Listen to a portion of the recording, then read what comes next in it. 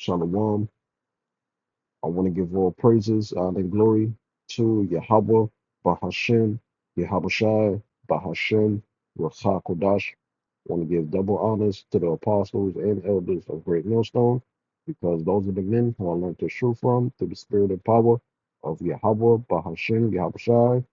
Yahweh is the true name of the God of Israel. Yahushai is who the world ignorantly calls Jesus Christ, but his one and only true name is Yahushai. And pretty much in this lesson, I'm going to be going over 2 Corinthians, the 12th chapter.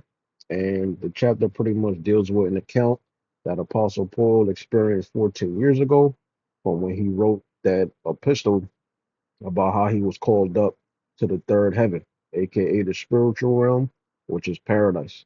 In which, when you read the book of Job, I believe it's the third chapter, Job, he kind of goes into it, how the wicked cease from troubling, the everyday problems that you had on the planet Earth, paying bills, probably being sexually frustrated, you know, um, the flesh weighing you down, the sinful nature ultimately, you don't have those type of feelings in the spiritual world. All right. Ain't no crime going on in the spiritual world. There's no rebellion going on in the spiritual world. All right. So Paul describes the third heaven, or when you die and your spirit is called up, as paradise. All right. Because you got a lot of people, they think when you die, like that's it, you know. Your loved ones die, your wife, your husband die, kids die. People just think that's the end of the story. No, when you die, you still got a conscience. You got to remember, you a spirit inside of a body. When a person dies, you need a body to be in this realm. All right. So when you die, your body is made up of the different elements of the ground. Like when you read the scriptures, it says that I believe it's either Genesis, the first and second chapter, man was made from the dust of the ground, which that scripture is told for, by the way. But yeah, and the dust or the ground is made up of different elements. So your body, it decomposes, right? And your spirit, which operates the body, kind of like getting inside of a car, right? You get called up to the third heaven. You receive your judgment of what you did in that lifetime, all right? And then you come back through the seed of your fathers, in which the scriptures describe as reincarnation. You come back every third and fourth generation. So all these people that you see is born, right? Even if they born after you, all of us have already been here before. All right. It's just that, as Job said, there's no remembrance of the former things. You don't know what you did in your past life. You could be an individual that's born deformed. You don't know why you came out effed up like that, but you did something in your past life, obviously, and the Most High, when you die, he judged you on it. All right, pursuant to what? Hebrews 9:27, because earth is the place of judgment under the sun. So you have to live out your judgment on the planet Earth. And thus, as the Israelites, we're living out our judgment by going through the curses of Deuteronomy chapter 28, which is upon the whole seed of Israel, even the elect, even the prophets. So we need Yahweh to deliver us from death. All right. To deliver us from these curses of Deuteronomy chapter 28, as well as from the hands of our enemies and from this evil flesh, these bodies that we're in, that's prone to sinning. All right. So, you know, let's get into it. So this is 2 Corinthians, the 12th chapter, verse 1. And like I say in my previous videos, I may or may not segue between the KJV to the NLT. So the headline says Paul's vision, right? Now, when you read the NLT version, hopefully my signal is okay, but my signal is not really good, as you can see on the top. It says Paul's vision and his thorn in the flesh. Thorn in the flesh meaning he has some type of infirmity. All right. And the reason why the Most High gave him that thorn in his flesh or that infirmity is so that he doesn't get lifted up with pride. All right. Just as he does with any other brother. Brother may be, real sick, but then his health may be good enough to push forth the gospel. Right. In this case, That's what was going on with Apostle Paul, right? Maybe a brother you suffer from asthma, all sorts of things, right? But the Lord still uses you to what? Show forth his power through your weak vessel, through your weak body, by preaching forth his word. So now let's go back. So KJV, it says 2 Corinthians 12:1. It is not expedient for me, doubtless, to glory. I will come to visions and revelations of the Lord.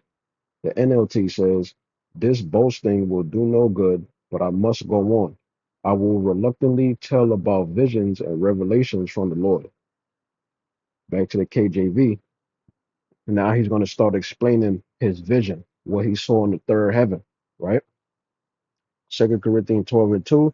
I knew a man in Hamashiach about 14 years ago, whether in the body, I cannot tell. So this lets you know whether you're in or out of the body, you still got a conscience. You're still aware of things, right? It says, because the proof of that is when Cain murdered Abel, all right, what did the scripture say? It says the blood of thy brother crieth out, meaning that even though Abel wasn't physically on earth, him being in the heavens, he was mad that he was murdered like that. All right. So continuing on. So it goes on to say, it says, or whether out of the body, I cannot tell. The Most High knoweth such, and one caught up to the third heaven. So that's what happens when you die. And this links with what? Ecclesiastes, I believe it's the 12th chapter, right? I think it's 12:7. It talks about what happens when you die.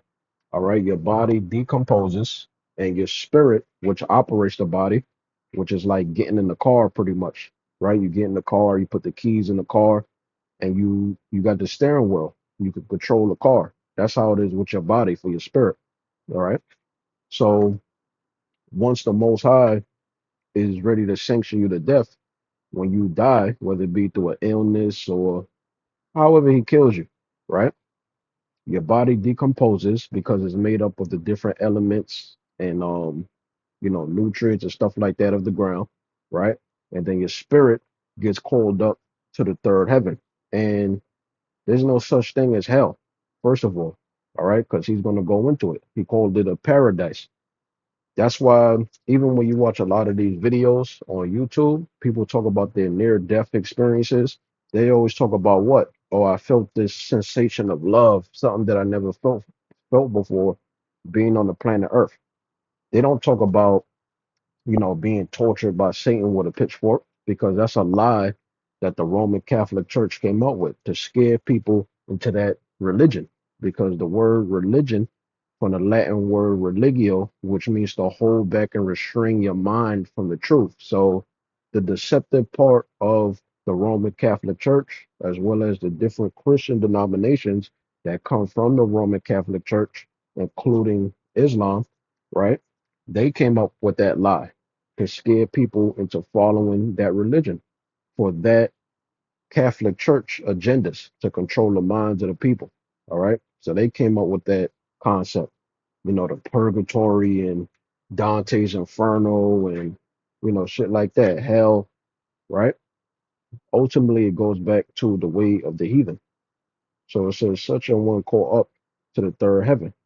So now let's read that in the NLT. That's the NLT. 2 Corinthians 12:3 is shortened. It says, yes, only the Most High knows whether I was in my body or outside of my body, but I do know. Right? Let's keep it going. Verse 4, it says, how that he was caught up into paradise. Right? Not hell. Because remember, Paul, he was murdering the Christians. He was doing that in his ignorance when he was in that mindset of like a Pharisee, because the Christians, which were followers of the Messiah, and by the way, when you read Acts the 6th and the 11th chapter, the Christians were Jews that followed the Messiah. All right. Christian in the New Testament, that's not a word that applies to everybody in a general sense. Like you could come from one of the 17 heathen nations, one of the 17 heathen nation seed lines, and now you could convert to the Israelite culture and heritage, and now you could be a spiritual Israelite because you call upon the name of the Most High, because you believe on the prophecies of the Messiah. No, that's not what a Christian is. The word Christian, it was a derogatory term that was put on the Jews that followed the Messiah. Paul, in his ignorance, all right, he was murdering the Christians. He got Stephen killed, all right, because he looked at it as what? Idolatry, because that's the mindset that them Pharisees had ultimately, the ones that didn't receive Yahushua, right? They looked at it as, wait a minute, you calling the Messiah a God, and we already have a God we worship, which is the Most High God of Israel, Yahweh. All right. So Paul, well, Saul, before he was named Paul, right? He was a murderer, as it says in the book of Timothy, right? So even though he was a murderer, the Most High forgave him. Why? Because he received the Habashah. Now he's a new man. That's why he talks about that. He even had a different name change. He went from Saul to Paul. All right. Why? Because he was still a chosen vessel. So you got to understand that. So even though he was a murderer, he didn't go to hell. That's my point. So there's no such thing as hell in the scriptures. Everybody goes to the same place. When you read Ecclesiastes, the third chapter, Job, the third chapter. All right. Whether you was a murderer, no matter what you was on the planet Earth, good or bad, everybody goes to the same place, which is the third heaven, which is described as a paradise. All right. Continuing on, it says, and heard unspeakable words, which is not lawful for a man to utter. So Paul heard things, he seen things, but he couldn't even describe it to you with human vocabulary, with the vocabulary he had at his time. Ultimately, the Most High, he didn't want him to, break down what he heard, break down what he saw, the color spectrums out there, that feeling of being caught up to the third heaven, what he saw while he being, like the in between details. That was just only meant for him to see at that specific time. And when you read the scriptures, there's certain prophets that seen certain things that the Most High revealed unto them that other prophets didn't get to see or hear. I'll give you another example, Moses. All right. When the Most High, he was pretty much breaking down, the priesthood, which on earth is mimicking what's going on in the heavens. All right. He was showing him all type of things, the creation story, all type of things. That was only meant for Moses to see. All right. But what's written in the scriptures is what we need to know for salvation purposes. All right. Because the truth is not about, you don't need to know everything in detail. You just need to be made wise unto salvation by receiving Yahweh, by receiving this gospel. All right. Receiving the doctrine that Yahweh, through Yahweh blood of sacrifice, through the men of the Lord, is teaching you. Then in the kingdom of heaven, then we can know the in between details, how things look, the process of certain things, why this, why that. You understand? So, don't get caught up in that. Certain men know who certain men are in a reincarnation. Why? Because the Father through the Son have revealed it unto them. But certain men, they may not be able to see that. That don't mean that they wicked or the Most High, like you less. That's just the Most High's will through predestination. All right. Continuing on. So let's read that in the NLT version, right? Because that's all you need to worry about. Just worry about receiving the gospel. You don't need to be all extra deep like that. 2 Corinthians 12:4 NLT. It says that I was caught up to paradise, right? And heard things so outstanding that they cannot be expressed in words, things no human is allowed to tell. All right. So literally, you can only imagine what Apostle Paul seen, what he heard. You can only imagine. That's it. When you die, it's described as what? A paradise. You're not suffering no more. You don't have to worry about paying bills, being in debt, You don't have to worry about, damn, I wish I had this. Damn, I wish I had that.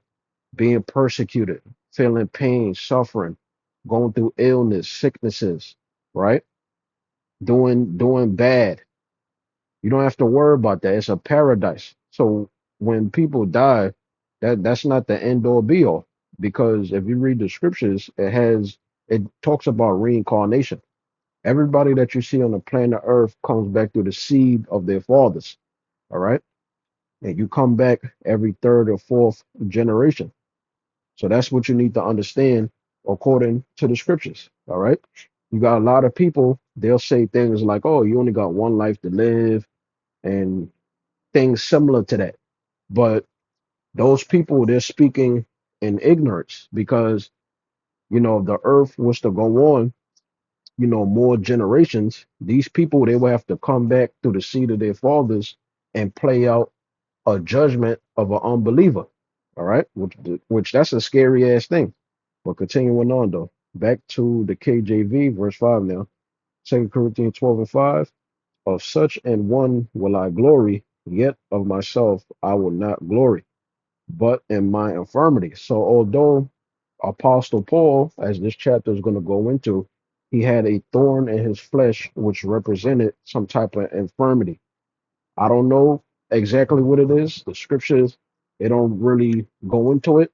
We'll see what the NLT says, but it don't go in detail for certain things. All you need to know is that Apostle Paul, he had an infirmity or infirmities, but he didn't let that stop him from glorifying Yahweh and Yahweh Shai. So although he was in a weak vessel, although he was in a weak body, the power of Yahweh through Yahweh's blood and sacrifice was upon him because he had a mission. He had a job to do on the planet Earth, which is to what? Teach the uncircumcision, which is the Israelite foreigners that was in a pagan Gentile state of mind. All right. So that's the power of the Holy Spirit. Even though you in a decrepit ass body, you could still magnify the Lord because ultimately, what's going to happen? We're going to end up being changed out of these pathetic, weak bodies that has a sinful nature. All right, continuing on. And I don't even care if you're a big, strong ass dude, man, tall, buff.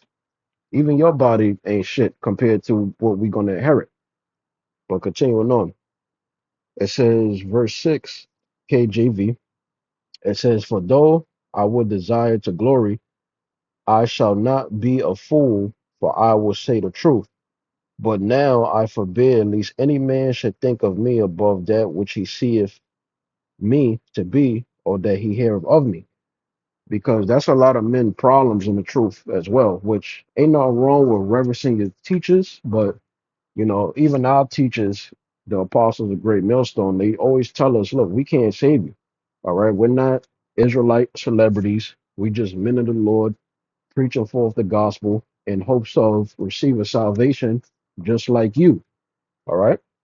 Now, obviously, the scriptures say, give praise to the hoary head if it be found in wisdom, which in that case, that applies to the apostles. So we give them double honors because we're building upon their foundation by preaching his word. Right. So that's what you need to understand. But then on the flip side, you got men that are respecter of persons, they man please. Now they want to act like they in the spirit. If they see the apostles, pass by in the car, right? So you got to be careful of the type of spirit you win. You don't want to be deifying men. All right. Continuing on. It says, so now let's go here. So although Apostle Paul, he's a man of the Lord, he's preaching forth the gospel, his letters, as Peter said, is weighty. All right. You just acknowledge that Yahweh through Yahweh Shai, that they're doing a good work through the men of the Lord, all right, on the behalf of Israel, beginning with the elect. That's it. Nothing more, nothing less. Because here's the thing, right? This is what I noticed being in the truth. Now, if you try to like deify a man or you give him too many compliments and stuff like that, even if he's not a prideful dude, the Most High may, you know, um, do something not necessarily to ruin that man's reputation, but to show that, look, it's through Yahweh and Yahweh Shai that this man is able to glorify me at this capacity, whether it be greatest to least. All right. So sometimes the Most High, he could smite a brother with a sickness, right? Or all sorts of things. So you got to be careful with that too. You know, you deify a man, now the Most High said he a jealous God. You know, Yahweh Shai, he's a jealous God too. That's the only begotten son of the Father, made in the perfect image of the Father. So they jealous God. So you don't want to be deifying men, and then next thing you know, the Most High, even if that guy ain't even do nothing wrong, you know, he got to get put to death, or he does something to where you question it now, is this guy a man of the Lord? Situations like this happen in the truth. I've seen it. All right. Continuing on. So that's what Paul is talking about. Yeah, I'm glorifying the Lord, but don't deify me. NLT, this is 2 Corinthians 12:6. If I wanted to boast, I would be no fool in doing so, because I would be telling the truth, but I won't do it, because I don't want anyone to give me credit beyond what they can see in my life or hear my message. All right. Beautiful what he said. I feel the same way. So now this is dealing with another subject now, the thorn in the flesh, which is an infirmity that Apostle Paul had in his body. All right. Let's see what the NLT says. Okay, the NLT, it doesn't have no headline for this. So back to the KJV, 2 Corinthians 12:7. It says, at least I should be exalted above measure, right? Through the abundance of revelations, there was given to me a thorn. Let's go into this word thorn. I just want to see what it says because I never did it before. This is the Greek word for the word thorn. Strong's G 4647, scallops. Scallops. Scallops. Well, basic. It says, let's go down here. Figuratively, a bodily annoyance or disability, thorn. All right, there you go. It says, yeah, I mean, ain't really saying much. When you go to the Strong's definition, I'll read it again. It says, yep, figuratively, a bodily annoyance or disability or thorn. So, you know, who knows exactly what was going on with his body, but whatever it was a disability and it was an annoyance. But it didn't hinder him from preaching forth the gospel. Continuing on, it says, in the flesh, the messenger of Satan to buffet me, least I should be exalted above measure. Let's read that in the NLT version. NLT, 2 Corinthians 12:7. It says, even though I have received such wonderful revelations from Yahweh Bahasham Shai, so to keep me from becoming proud, this is why he had the thorn in his flesh, I was given a thorn in my flesh, a messenger from Satan to torment me and keep me from becoming proud. All right. So, you know, you as a brother in the truth, whatever disability you have, no matter what it is, it could be asthma, maybe you have some type of problems with breathing control. You know, maybe before the truth, you got into car accidents or a lot of fights. Maybe you've been shot before. Who knows? You know, maybe you go through a lot of trauma, plague of the mind from a lot of betrayals and stuff like that, right? Maybe you had a lot of surgeries, whatever it is, as long as you glorifying Yahweh and Yahweh Shai and you're not using your disabilities or your annoyances in the flesh to hinder you from preaching forth this gospel, meaning you're not making no excuses, that's all that matters. All right. Because even with your disabilities, your thorns in your flesh, you still able to glorify Yahweh and Yahweh Shai to maximum capacity. That's the power of the Holy Spirit. That's the power of the gift of faith through Yahweh Shai's blood of sacrifice. That he could take weak, decrepit men on the planet Earth, right, and push forth this gospel so that the end could come. Continuing on, verse 8 KJV, it says, for this thing I besought the Lord thrice, meaning three, that it might depart from me. right? He sought the Lord twice, meaning he prayed. So let's go to the NLT now. 2 Corinthians 12 and 8. 3 different times, thrice, I begged the Lord to take it away. So this was a prayer, right? Verse 8. For this thing I besought the Lord thrice, that it might depart from me. And he said unto me, my grace is sufficient for thee, right? For my strength is made perfect in my weakness. So that's how you know that the Most High, he was dealing with Apostle Paul, that he's dealing with particular brothers. Although they may have bodily ailments, right? They may not be all the way there and sharp as they used to be maybe years prior, but you still see them every week. You still hear them doing videos, right? So that's an example of what? That Yahweh, through Yahweh Shai, is with the elect of the nation of Israel to push forth this word, all right? So it's saying, yep, in my weakness, most gladly, therefore, will I rather glory in my infirmities. Yeah, so we got to glory in our infirmities. We can't have shit perfect in the truth, whether it be financial, relationships, right? You know, your trials and tribulations, your body. You could work out as much as you want to work out, being healthy, you still gonna have some type of problems. All right. You can't have things perfect in the truth. That's not gonna happen. Continuing on. It says, yep, that the power of Hamashiach may rest upon me. Therefore I take pleasure in my infirmities and reproaches and necessities and persecutions and distress for Hamashiach's sake. Yeah, you got to bear your cross, right?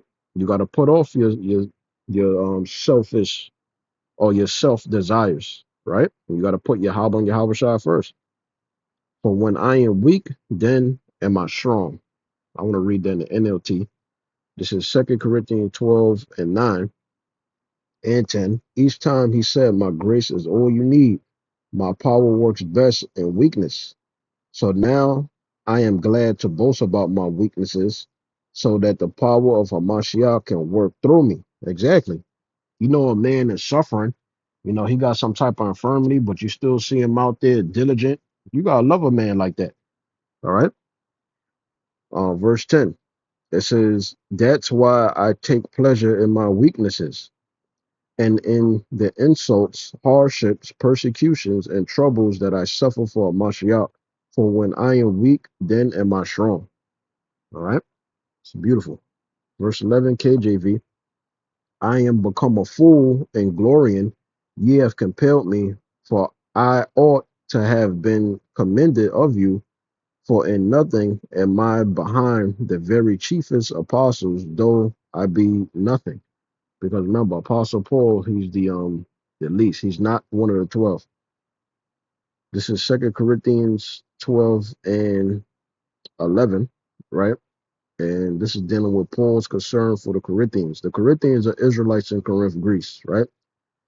Verse 11, you have made me act like a fool, boasting like this. You ought to be writing commendation for me, for I am not at all inferior to these super apostles, even though I am nothing at all. When I was with you, I certainly gave you proof that I am an apostle, for I patiently did many signs and wonders and miracles among you. Right? Switch it back. 13. It says, for what is it wherein ye were inferior to other churches? Because the church of Corinth, that was the most profane church. You know, Apostle Paul, he always had to rebuke and correct these Israelites because they would backslide a lot. They would incorporate pagan, heathen traditions, right, and customs with being an Israelite, having women teaching, women having authority over a man, all sorts of things, just being out of order. All right, continuing on. It says, yep, except it be that I myself was not burdensome to you, forgive me this wrong. It says, behold, the third time I am ready to come to you, and I will not be burdensome to you, for I seek not yours, but you. For the children ought not to lay up for the parents, but the parents for the children. Let's simplify that and read that in the NLT. Because remember, the King James Version, that's written in that King's English. So sometimes the wording it can like throw you off or make you lose interest, right?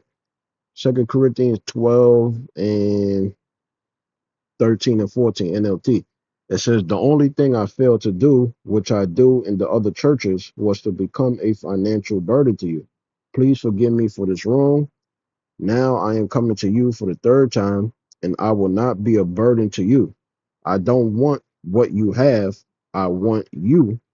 After all, children don't provide for their parents, rather parents provide for their children. And when you come into the truth, you're like a child. You know, you have to learn how to glorify Yahweh Yahushua. You got to learn their names. You got to learn how to pray. You got to learn what gospel and doctrine to teach. You got to learn how to be spiritual in particular carnal situations. All right. And these are all things you have to learn as a child spiritually in this truth by seeing the examples and hearing about the experiences and testimonies of the men that came before you. So this is what Apostle Paul is talking to the Israelites that's being called Corinthians in his letter. All right. Apostle Paul is saying, look, I don't want your money. I ain't trying to be no financial burden unto you. I'm trying to bring you closer to Yahweh and Yahweh Shai. Right? All right, going back now, 15 KJV. And I will very gladly spend and be spent for you, though the more abundantly I love you, the less I be loved. But be it so, I did not burden you. Nevertheless, being crafty, I caught you with gal. Before I break that down, I want to read that in the NLT, because sometimes you gotta do that. You know, you catch Jake with a thumbnail, you catch Jake with the a good title, right?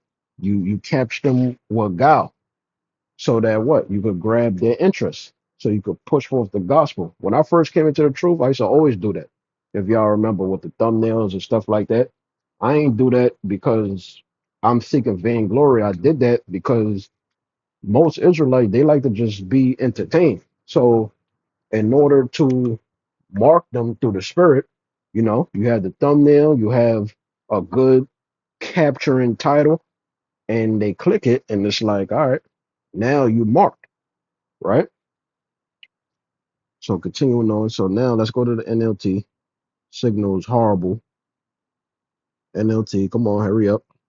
This is 2 Corinthians 12 and 16, right? It says, yep, some of you admit I was not a burden to you, but others still think I was sneaky and took advantage of you by trickery. But it wasn't trickery to extort them or to abuse the world in any sense or to abuse any Israelite.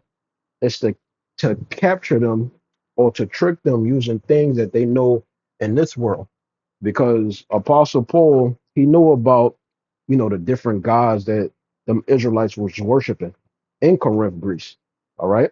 The customs, the mindsets. So he would use those particular things, even the poets, right? He would use those particular things that he knew interest the Israelite Corinthians, and he would use that to capture them with guile so that he could bring them closer to Yahweh and Yahweh Shai. All right. Sometimes you gotta do that with particular people. Verse 17 KJV, it says, did I make a gain of you by any of them whom I sent unto you? I desired Titus, and with him I sent a brother. Did Titus make a gain of you? It says, walk we not in the same spirit? Walk we not in the same steps? Again, think ye that we excuse ourselves unto you? We speak before the Most High and Hamashiach, but we do all things, dearly beloved, for your edifying. So when he caught them with guile or with trickery, it was for edification, all right, for the gospel's sake, to bring them closer unto Yahweh and Yahweh Shai. Continuing on, 20. For I fear least when I come, I shall not find you such as I would not that I shall be found unto you, such as ye would not, lest there be debates, envyings, wraths, strifes, backbitings, whisperings, swellings, tumults. Last verse it says, and least when I come again, my God will humble me among you, and that I shall bewail many which have sinned already, and have not repented of the uncleanness and fornication and lasciviousness which they committed. Which all those things, that's what Corinth, Greece in general was known for, right? And you had Israelites following those customs. Because back then, when you go into the secular history, Corinth, Greece, that was like a place where everybody wanted to go to. All right. It's kind of similar to today. Everybody want to like come to America, or let's look outside of America. They want to go to like Colombia or like Brazil or like Thailand somewhere, right? So now let's read that in the NLT. This is 2 Corinthians 12 and yep, 20 and 21. NLT, 2 Corinthians 12, 21. 12 and 20, for I am afraid that when I come, I won't like what I find, and you won't like my response. I am afraid that I will find quarreling, jealousy, anger, selfishness, slander, gossip, arrogance, and disorderly behavior. Yes, I am afraid that when I come again, the Most High will humble me in your presence, and I will be grieved, right? So, like I said, the Church of Corinth, they was the most profane church. Apostle Paul, he used to always have to rebuke and correct them. So he's saying, like, damn, if I leave them and by the time I come back, maybe they might be backsliding, right? They may be following those customs of the Greeks, of Corinth, Greece, getting caught up in that nature, worshiping all them gods. And when you worship a god, that comes with what? Keeping particular rituals, ceremonial rituals, right? Customs, traditions, which that goes against the law, statutes, and commandments. This is why the Israelites, when you read particular scriptures like there's no difference between the Jew nor the Greek, or they being called heathen, it's because they was following the way of the heathen. So the circumcision, they look down upon them. All right. So it says, and I will be grieved because of many of you have not given up your old sins. See, they're going to backslide. You have not repented of your impurity, sexual morality, and eagerness for lustful pleasure, which was all things that Corinth, Greece was known for. The prostitution, all type of things associated with them gods they worship. All right. So that's pretty much it. Lord willing, we was edified. Shalom.